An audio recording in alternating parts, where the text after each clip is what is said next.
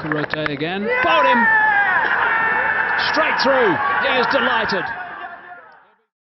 کرکټ هغه نړیواله لوبه ده چې په وروستیو لسیزو کې افغانستان کې ډیر پرمختګ کړی او د زرګونه ملي او کورنیو لوبغاړو ترڅنګ په دې هیواد کې په میلیونونه مینوال لري.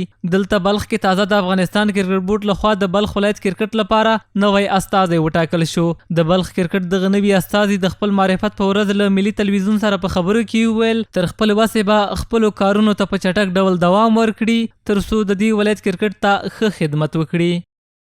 ان شاء الله بلخ کرکټ ته موږ خدمت کوو چې څومره مو وسي.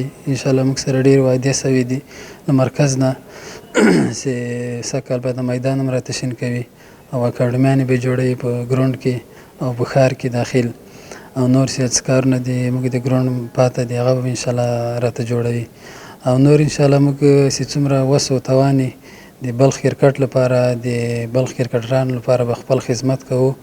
له بل لوري بلخ ولایت کې د افغانستان کرکټ بورډ پخوانی استازی وایي چې ښاغلی ثابت علیزی د کرکټ لوبې مسلکي دی او دی کولی شي د بلخ ولایت کرکټ ته ښه پرمختګ ورکړي. ان شاء الله زه چې ګورم محمد الله ثابت صاحب ته دا د کرکټ د خبره یو لیواله شخص دی.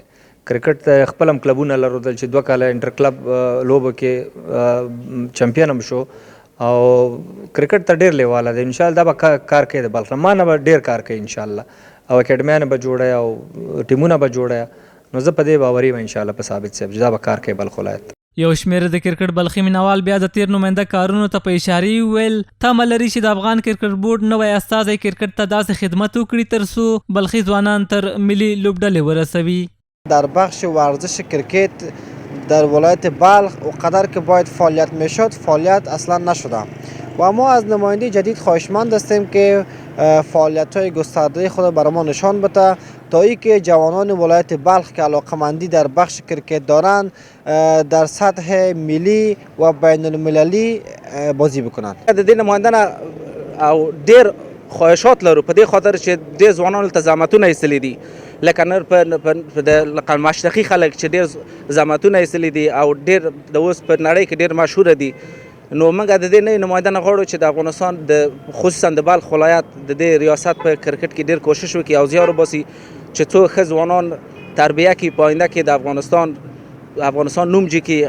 کرکټ یواله هغه په زړه پورې لوبو څخه ده چې د تیر امارت پر وخت افغانستان ته راغلی او هماغه وخت افغان ملي لوبډله رامنځته شوه چې تر دې مهاله یې د کرکټ په نړۍ کې سترو لوبډلو ته ماتې ورکړي او د افغانستان نوم یې په نړۍ کې ځلولی دی.